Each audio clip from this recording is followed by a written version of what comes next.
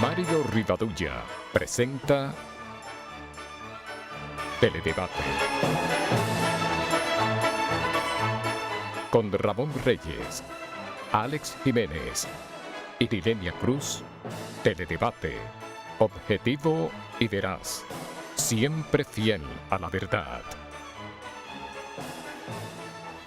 Bienvenidos amigas, amigos televidentes, a una nueva entrega de Teledebate, donde como siempre vamos a estar con ustedes por la próxima hora compartiendo temas de interés general y una muy importante e interesante entrevista que vamos a presentar un poco más adelante.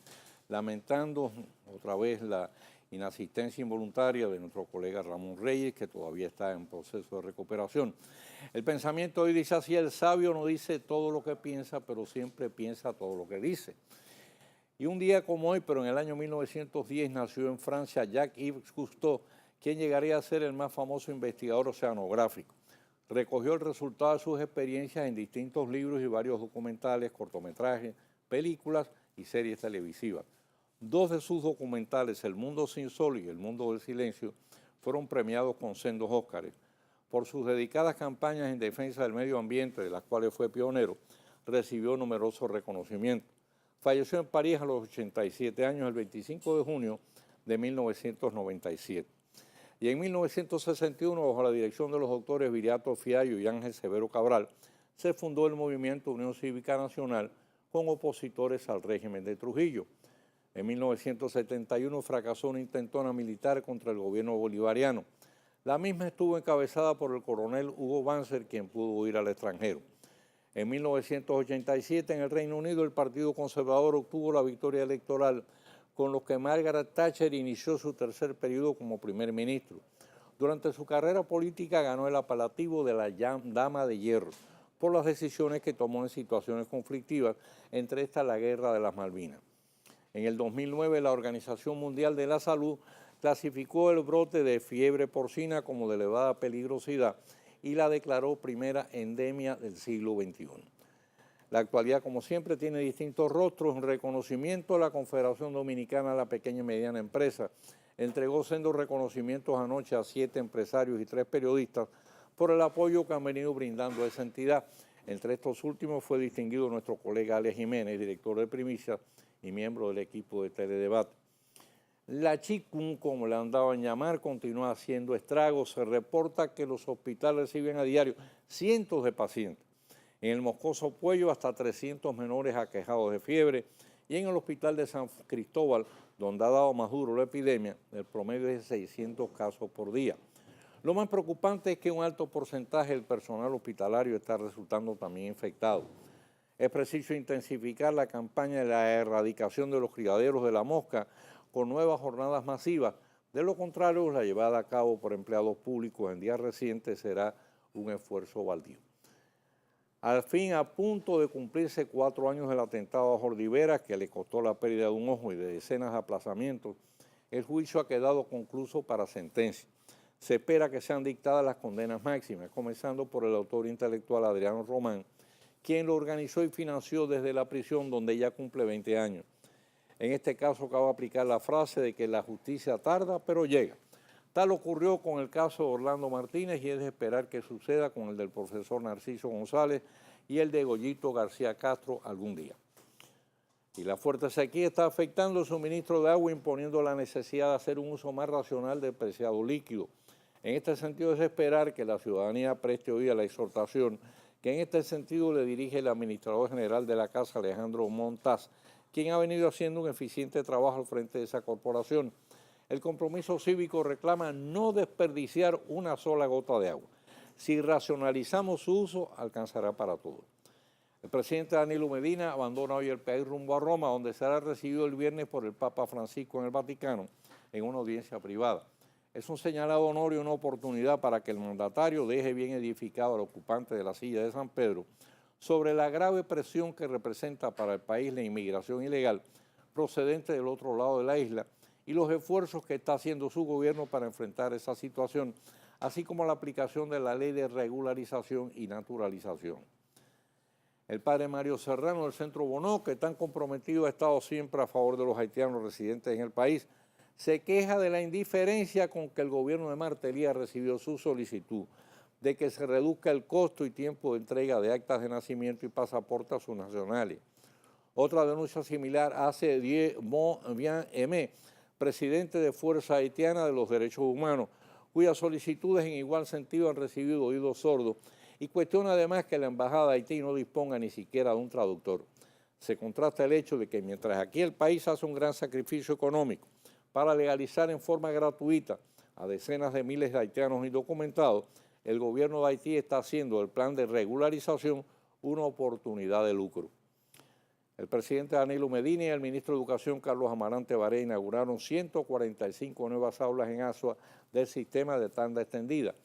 En el acto el mandatario reveló que cada alumno bajo este sistema le cuesta al Estado un promedio de 7.000 pesos. Son otras tantas razones para reclamar y esperar una educación de calidad que justifique ese positivo gasto social. Vamos a hacer una pausa y al retorno ya vamos a estar conversando con nuestro huésped hoy en Teledebate.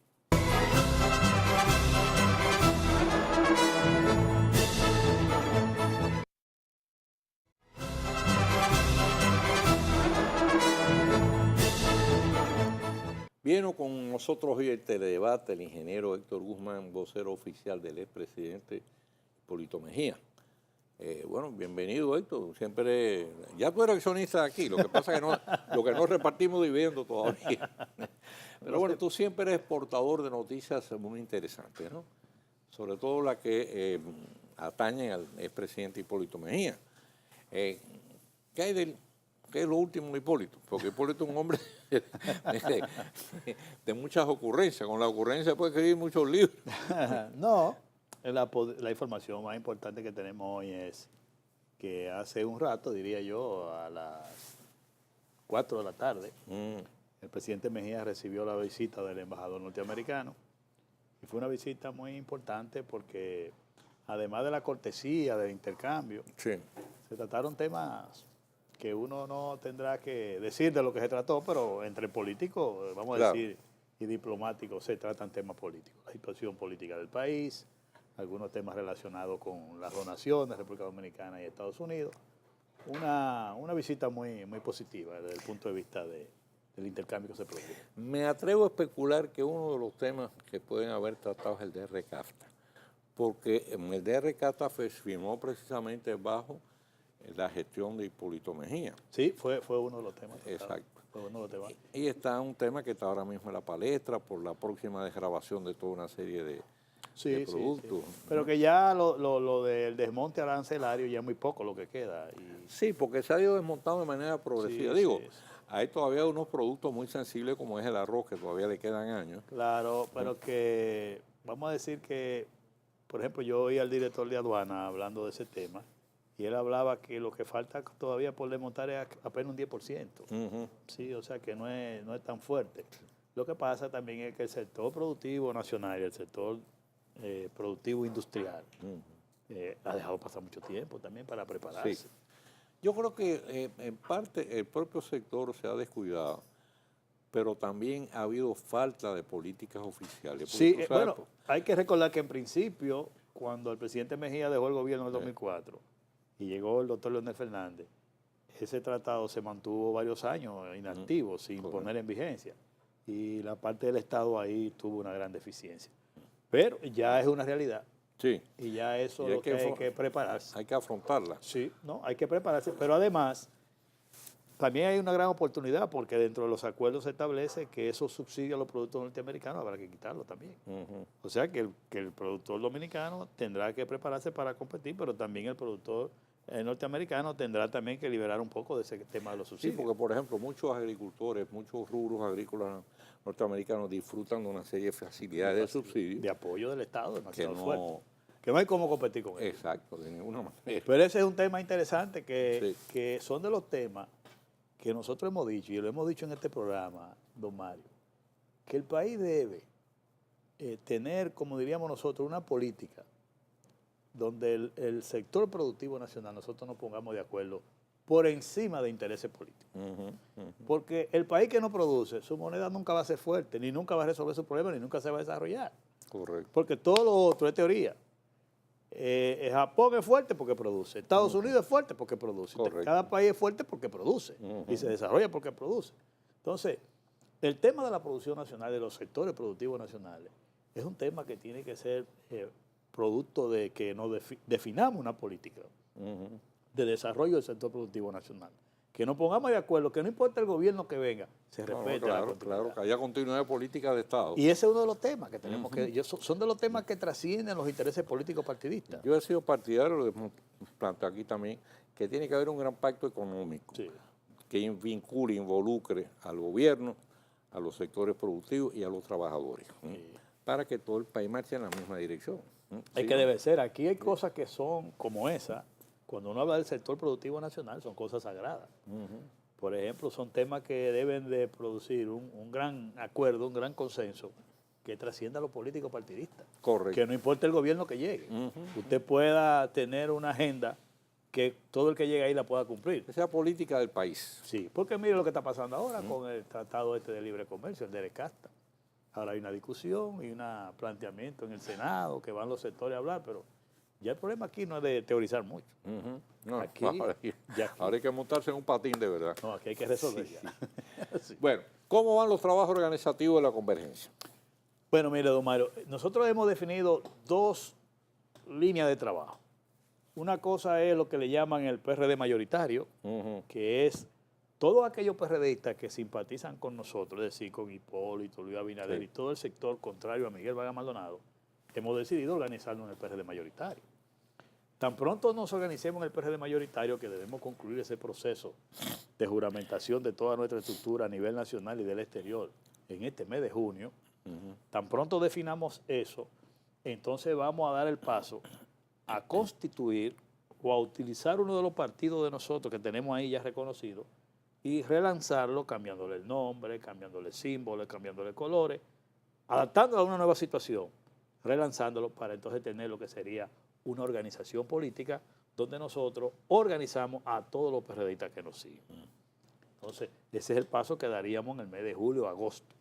Entonces, esa sería la organización política que nosotros utilizaríamos para que represente a esos PRDistas en lo que sería la convergencia, que ya la convergencia no es un partido político, sino es una alianza de fuerzas políticas y sociales. Entonces, lo primero que estamos ahora es culminando el proceso de organización del PRD mayoritario para entonces dar el paso a convertirlo en una franquicia nueva ya, con boleta propia, para que pueda correr candidato, con una nueva dirección, con nuevos símbolos, nuevos colores y un relanzamiento de una organización política propia para esos PRDistas. Entonces, ese es el proceso que estamos llevando a cabo ahora. Esta semana, por ejemplo, el sábado vamos a juramentar a Puerto Plata, la dirección de la provincia de Puerto Plata.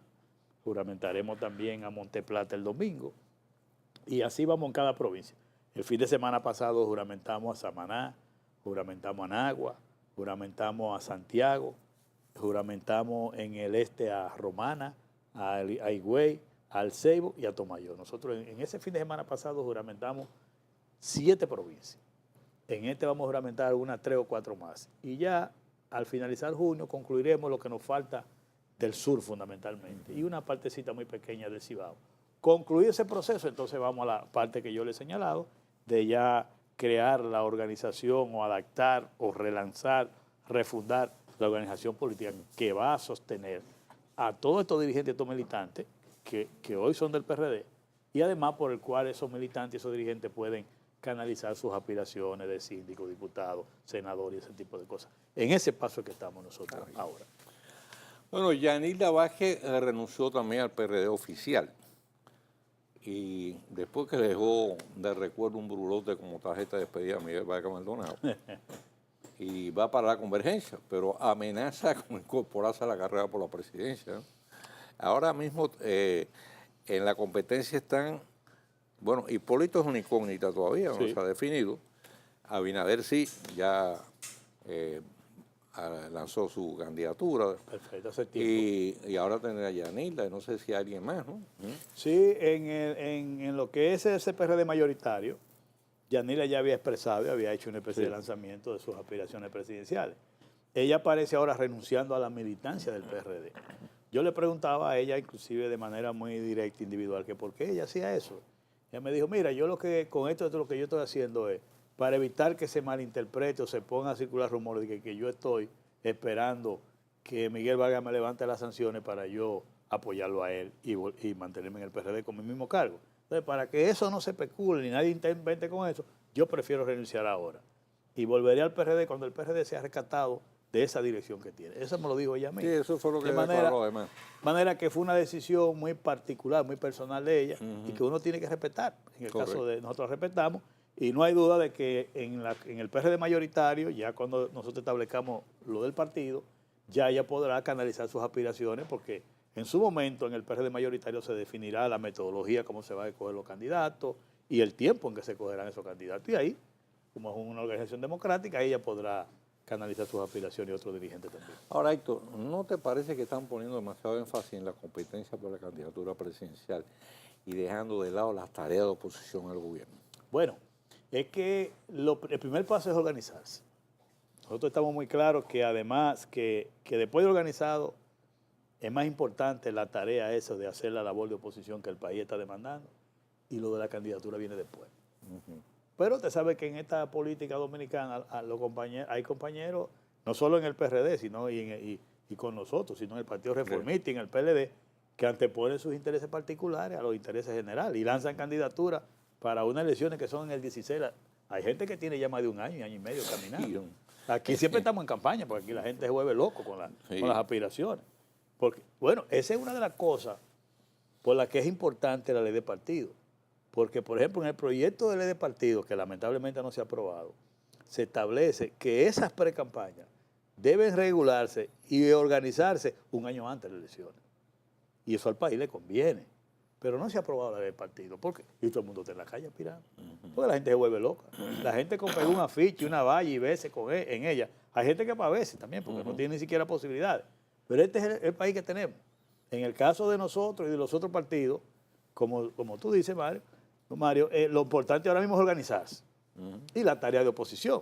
Y la candidatura vendrán después. Pero aquí hay gente que arranca con sus aspiraciones y se olvida de todas esas cosas. Fíjate, el gobierno ahora mismo está prácticamente solo en el escenario. Sí.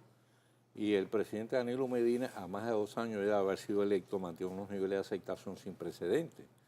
Ahora, ¿a ustedes no les preocupa que si siguen esa lentitud con que están desde el punto de vista de la tarea de oposición, van a llegar tarde a la fiesta? Cuando vengan a reaccionar, ya no van a tener una posible opción después, porque usted tiene que tener un producto nuevo ahora, claro. Aunque el contenido sea el PRD o la esencia del PRD, pero la envoltura va a ser nueva. Sí, nosotros hemos trazado como meta este año eso. Por eso, por esas mismas razones que usted señala de que uno no puede pasarse todo este tiempo en esta discutidera y en este problema interno. No. Aquí a más tardar en agosto tiene que estar definido la organización. Y a partir de ahí vamos a definir ya el proceso de hacer una línea de oposición, pero también temprano del año que viene escoger los candidatos. Porque te tiene que presentar propuestas concretas en términos de la figura y propuestas concretas en términos de los compromisos programáticos, para que la gente pueda decir, bueno, tengo que tener varias alternativas, o la continuidad o el cambio. Nosotros estamos muy claros en que ya es tiempo de definir esas cosas. Ya esa rebatiña interna de que pensando en PRD, nosotros cerramos eso. Hemos decidido transitar este camino y hacer una propuesta formal al país, con una propuesta programática. Con lo de la convergencia es hacer también que ya en los próximos meses se hará una propuesta formal de las fuerzas políticas y sociales y buscar otras organizaciones para que vengan a compartir esto y entonces transitar el camino ya de una lucha en los 2 caminos que hemos hablado. Jugar el rol opositor que demanda esta sociedad y al mismo tiempo prepararte para participar en elecciones. Porque no es solo pensar en aspiraciones. Es que va uno a hacer en el gobierno si uno gana la elección. ¿Y qué usted le va cuál es el compromiso que usted va a hacer con el país en términos de por qué usted quiere llegar? Exacto. O sea, esas cosas las tenemos bien claras y este año quedan definidas esas cosas. ¿Cuántas organizaciones hay ahora mismo en la convergencia? Nosotros ahora mismo tenemos 7, pero estamos conversando como con 6 o 7 más. Porque la idea fue, las primeras organizaciones que estamos convencidos y estamos definidos, hemos trabajado en un protocolo y en un manifiesto que es una propuesta programática. Entonces, con esa documentación, el protocolo define las reglas de cómo nos vamos a manejar. Y el manifiesto es el compromiso programático diríamos, de concepción o ideológico, o vamos a decir, el compromiso en términos de nación que hacemos. Con esos dos instrumentos que nos comprometamos las organizaciones, vamos ahora a visitar a las demás organizaciones, a plantearles el interés de que participen con nosotros en eso. Ahí se define claro cómo se cogerían la candidatura, en qué tiempo se cogerían, pero también cuál es el compromiso programático, qué es lo que vamos a hacer en el gobierno, cuál es el compromiso que hacemos, cuál es el planteamiento de nosotros de cara al problema institucional, cuál es el planteamiento de nosotros de cara al desarrollo del país. O sea, cosas concretas, ¿no? Entonces, ¿cuál es el compromiso que hacemos? ¿Usted está de acuerdo? Entonces, hemos planteado eso. Ya nosotros diríamos que al finalizar este año iniciamos esa fase en el lado de la convergencia, del compromiso, del protocolo, y ahora nos estamos acercando a las organizaciones para decirles, mire, nosotros queremos que ustedes participen sobre esta base. Ustedes están de acuerdo, analícenla, estudienla, y si están de acuerdo, vengan a firmar con nosotros. Y eso va no solo para organizaciones políticas, sino para organizaciones sociales, pero personalidades también, y sectores importantes. Aquí hay un sector ahora mismo que está muy preocupado por la situación económica del país y hasta la política, el sector empresarial. Está muy preocupado. Porque fíjese que aunque es como usted dice, don Mario, de que Danilo Medina como presidente de la República goza de una gran aceptación, no hay duda de que también hay una situación económica y social difícil en el país. No para el gobierno nada más, yo creo que para la clase política dominicana y para el liderazgo nacional de todos los sectores hay una gran preocupación, porque las condiciones de vida de la población han empeorado. El mejor ejemplo es el que tenemos ahora con el problema de la salud, el caso de la chikungunya esta. Hay médicos que inclusive son del partido oficial, que son funcionarios, que han dicho que el sistema de salud colapsó ante una situación como esa. Es inconcebible que usted pueda decir que en un hospital no hay acetaminofén para la persona afectada de eso. Yo hablaba esta mañana con unos amigos y recuerdo cuando el licenciado Jacobo Maluta, que en paz descanse, fue presidente en los 40 días cuando murió Antonio Guzmán. Una de las primeras cosas que a él le plantearon fue que en las emergencias de los hospitales no había hilo para coser, no había gasa, no había curita, no había el asunto que le ponen a la gente para verle debajo de la lengua. O sea, cosas elementales de la emergencia. Y cuando a Jacobo Maluta le dijeron eso, él dijo, yo quiero saber cómo yo puedo llenar los hospitales de medicina en ese momento. ¿Cómo yo resuelvo eso? Y recuerdo que llamó a la gente de salud pública y por órdenes expresas se importó todo lo que necesitaban los hospitales. Y Jorge Blanco se juramentó como presidente. Y al año de Jorge Blanco de estar gobernador todavía estaban llegando material. Porque hay cosas que son elementales. Yo hoy hay un agente vendedor, una persona vinculada al negocio de la medicina, que decía que por $10 usted consigue 1000 pastillas de acetaminofén en la India. Yo decía, pero un gobierno que una situación como esta tiene que traer aquí acetaminofén y cosas como esa y ponerle en las emergencias de los hospitales gratis a los pacientes, porque es una obligación del Estado el problema de la salud. Claro. Y yo creo que son medidas como esa que usted necesita. Usted dice, no, oye, esto es una emergencia.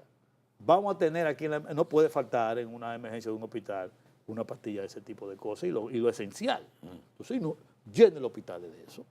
No es de que promese, que una cajita, que usted vaya a la farmacia del pueblo. No, esas situaciones no son para eso. Eso es para usted tener en los hospitales que no falte nada en una emergencia del hospital, porque esa es una situación que usted sabe que el Estado tiene la obligación constitucional de velar por la salud de este pueblo. Héctor, vamos a hacer una pausa con tu permiso y regresamos.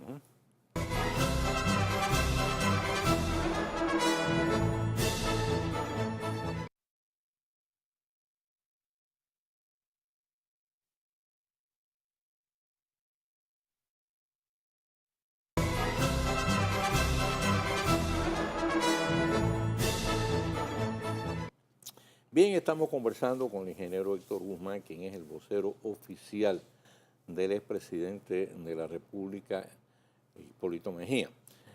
Héctor, ustedes están fuera de lo que se puede llamar el PRD oficial. Ahora, sin embargo, una cosa que me llama la atención. En estos días leí una declaración donde dice que van a participar desde fuera en la convención convocada por Vargas Maldonado, ofreciéndole su apoyo a Guido Gómez Mazara, que está compitiendo por la presidencia con Miguel Vargas Maldonado, ¿Qué hay de cierto en eso? No, hay especulación en ese sentido. Nosotros hemos tenido una posición desde un principio bien clara, y es de no participación en esa convención. Desde un principio, el presidente Hipólito Mejía y Luis Abinader, junto con nosotros, se hizo una rueda de prensa y se estableció claramente que nosotros no participaríamos de esa convención que convocó Miguel Vargas Maldonado porque lo considerábamos que era amañada y que era una farsa.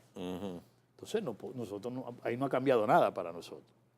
El compañero Guido Gómez Mazara decidió él inscribirse y participar de esa convención, cosa que nosotros respetamos porque fue una decisión personal de él. Al momento de hoy todavía, la decisión de nosotros es de no participación.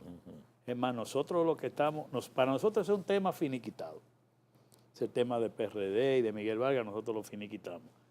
Lo que nosotros estamos concentrados es lo que yo expliqué al principio, en lo del PRD mayoritario, su organización y lo de la convergencia. Nosotros no participamos, lo decidimos y al día de hoy no vamos a participar de eso. O sea que la versión esa que ustedes vienen a apoyar a Guido no es Mazara carece de todo fundamento. No, no es cierto. La decisión de nosotros es de no participación.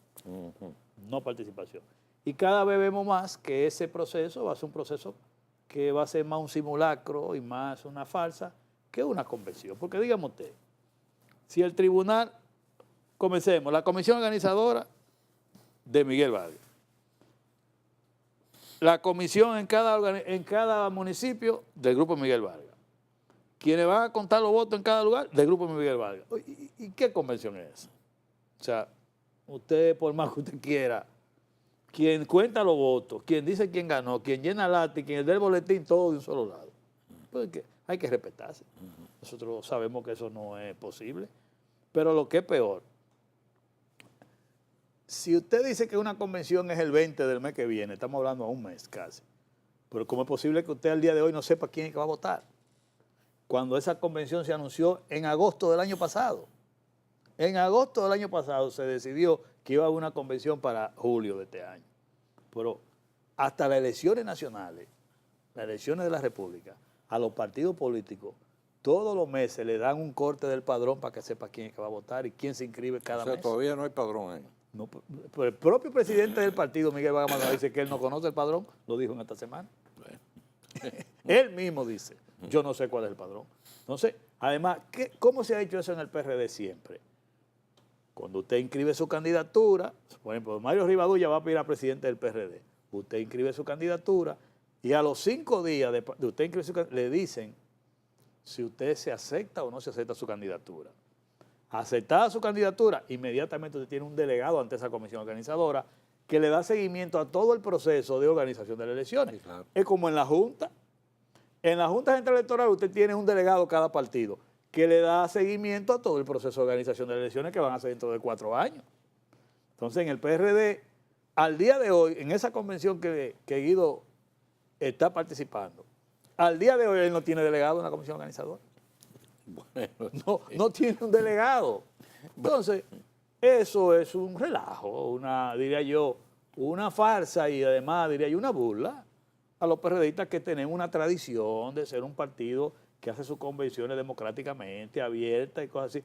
Yo me río cuando oigo a Miguel Vargas diciendo que ahora sí van a votar los PRDistas, porque en la que a él le ganaron, votaron los PLDistas, porque era un padrón que tenía PLDistas y reformistas.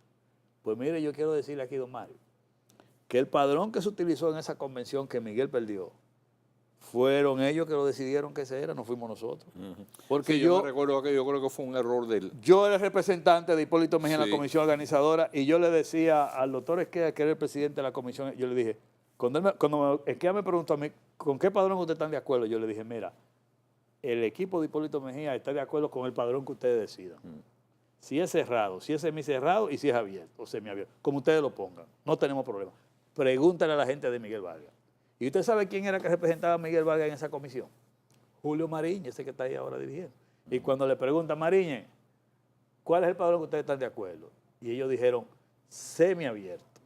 O sea, cogimos el padrón que teníamos nosotros los reformistas y el padrón que teníamos del PLD, esos 2 padrones, lo cruzamos con el padrón de la Junta, sacamos lo que tenían PRDistas y reformistas y lo que quedó, ese fue el padrón. ¿Ustedes están de acuerdo con eso? Y Mariñez dijo, sí estamos de acuerdo, no fuimos nosotros. Y ahora dice ese señor que nosotros amañamos y que votaron 300,000 PLDistas. No, pero la gente no puede ser así, hay que actuar con más seriedad. Mira, hablando del PLD... Y ahora, mira, ahora lo peor, ahora ni se sabe de cuál es, ni cuánto tiene. Pues mira... A un mes de la convención. No. Mira, Héctor, hablando del PLD, se ha desatado entre ese partido una fuerte carrera por la candidatura presidencial. Una cosa sin precedentes dentro de lo que es el PLD. Y está adquiriendo niveles públicos de mucha agresividad. Por ejemplo, ahora mismo empezó una campaña contra el expresidente Leonel Fernández. Y entonces me iban a preguntar, ¿qué lectura ustedes le están dando a esa situación? ¿Ustedes creen que eso se podrá dividir el PLD o se va a debilitar como cuestión, como consecuencia de esa situación? No hay duda de que la situación del PLD es una situación nueva, nunca se había visto. Y yo, en el programa que yo estuve aquí, y antes de la última vez que yo vine, yo siempre le decía en este programa que el PLD está en una situación nueva ahora. ¿Por qué? Porque por primera vez tiene 2 presidentes. Durante las últimas elecciones el PLD nada más tenía un solo presidente, que era Leonel Fernández. Ahora tiene 2. Y eso indica que al tener 2 hay 2 fuerzas políticas determinantes, pero de manera muy clara. Y ahora la que estaba muy pequeña abajo, ahora está arriba gobernando. Y por primera vez Leonel está compitiendo, liderando con otro presidente, pero él estando abajo, o sea, él estando fuera. Generalmente Leonel Fernández, su liderazgo fue formado en el ejercicio del poder. Fue un liderazgo que se hizo en el ejercicio del poder, no fue fuera del poder. Entonces eso crea una situación nueva en el PRD, en el PLD. Pero también hay que entender que vamos a unas elecciones que por mucho tiempo no era como la de ahora, que usted va a tener 4 niveles de elección, que vamos a elegirlo todo. Usted va a tener una boleta para presidente, una boleta para el Congreso, una boleta para los cargos municipales y una boleta para los cargos al Parlacén. 4 boletas. Cuando usted vaya a votar a una mesa le van a entregar 4 boletas. Entonces, ¿qué quiere decir? Que se van a generar muchas aspiraciones en ese partido. Y las tantas aspiraciones a tanto cargo genera una situación difícil. Ahora, ¿cómo se va a manejar el PLD? Vamos a tener que esperar, porque es su primera experiencia a esos niveles que va a vivir el PLD. Es una incógnita. Sí, mucha gente decía, no, que el PLD siempre está unificado. Digo, unificado, pero tenía un solo presidente. Ahora es una situación nueva que vamos a esperar a ver. Por lo menos para ellos es nueva. Para ellos es nueva. Hacemos una pausa y regresamos.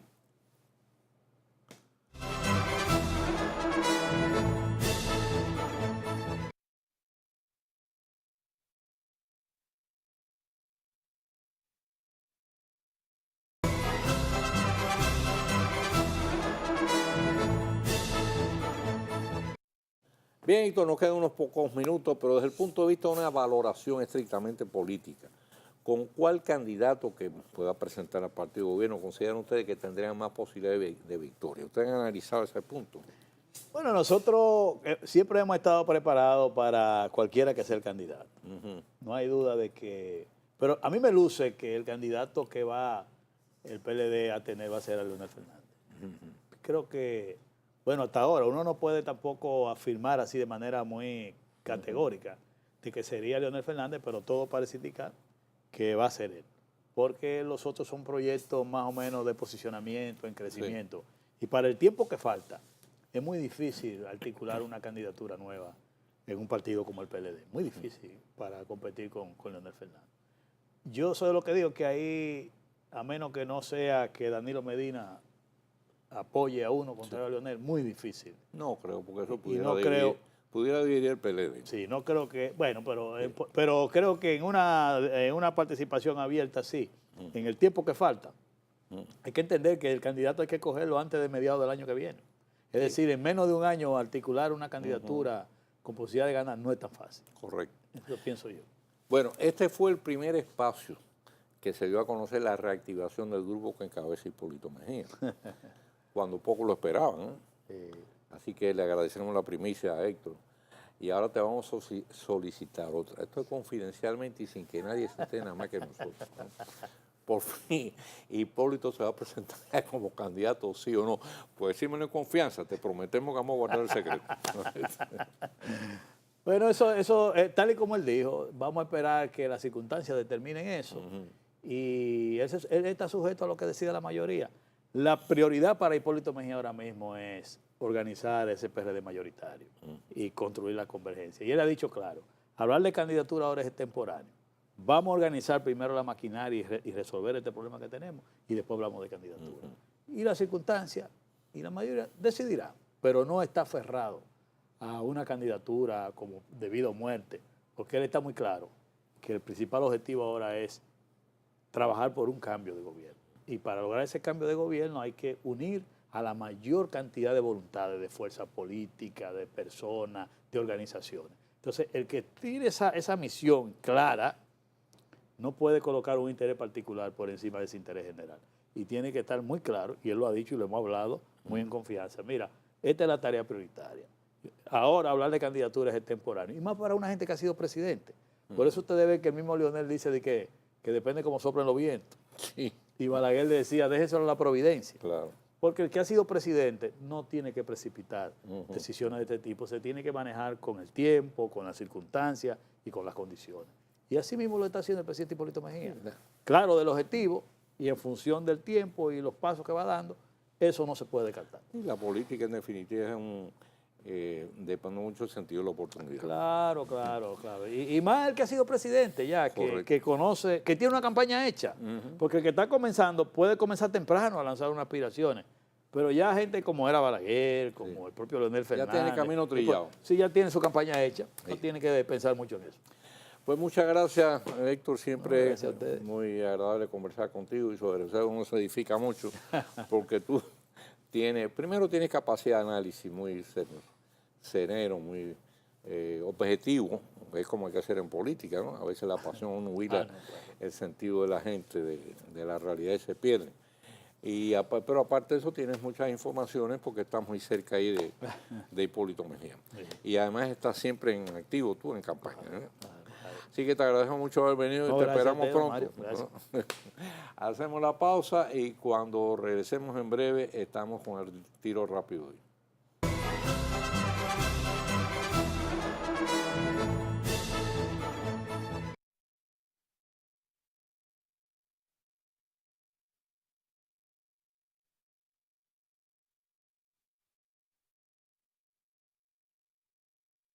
Teledebate El Tiro Rápido de Mario Rivadulla.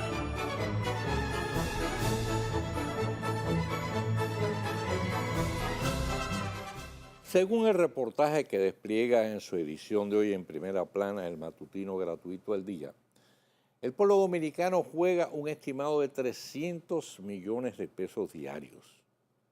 En el año más de 100.000 millones de pesos. Una cifra tan alta o un poco más de la que estamos dedicando a la educación con la aplicación del 4%.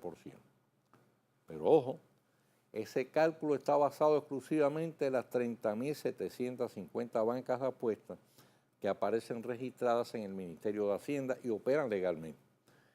Como se cree que existe una cantidad parecida de bancas ilegales, el monto de las apuestas pudiera también duplicarse, elevándose entonces a la mucho más impresionante suma de unos 200.000 millones de pesos, más de la tercera parte del presupuesto nacional y 4 veces superior al costoso subsidio de la electricidad.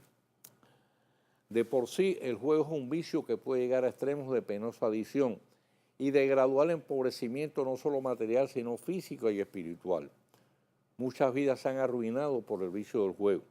La ludopatía, que es así como se llama, clasifica como una grave enfermedad. Ahora bien, ¿qué es lo peor de todo esto? Que la inmensa mayoría de la clientela de esas bancas de apuestas está conformada por gente de recursos limitados. Muy raro encontrar una banca de apuestas en un barrio residencial de personas de ingresos altos. En esto la inclinación al juego se manifiesta por lo general en los casinos, donde también más de uno ha perdido su fortuna. 60 o 70 mil bancas de apuestas en una población de menos de 10 millones de habitantes da notación de un vicio muy extendido donde muchos padres de familia llegan a comprometer inclusive las más elementales necesidades del hogar. Alucinados ante la elusiva posibilidad de un golpe de suerte que les permite obtener una ganancia significativa, pierden toda capacidad de razonamiento al punto de no darse cuenta de que sus posibilidades de lograrlo rayan casi en el terreno de lo milagroso. El Ministerio de Hacienda recientemente dictó una resolución reduciendo a la mitad de 10 a 5 la cantidad de sorteos diarios de las varias loterías privadas y la estatal, Lotería Nacional, que surgió aquí, al igual que en otros países, con la finalidad de destinar sus ganancias a fines sociales. Una función que con el tiempo ha sido objeto de muchas distorsiones y desvíos, sobre todo con fines de clientelismo y actividades políticas. El propósito perseguido por la medida ministerial es disminuir el juego. La decisión ha motivado reacciones de protesta en ese sector, donde por la cantidad de bancas que hay y el volumen de apuestas que manejan, existe una espesa madeja de intereses y se ejerce un fuerte lobbyismo.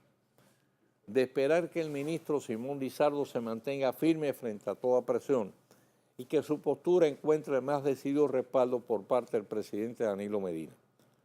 Porque la esperanza de salir de la pobreza por vía del juego no pasa de ser, con muy escasas excepciones, un sueño ilusorio que casi siempre termina en amarga pesadilla. Mañana, Dios mediante, estaremos nuevos con ustedes con una nueva entrega de Teledebate. Nuestras mejores bendiciones y mayores deseos para ustedes.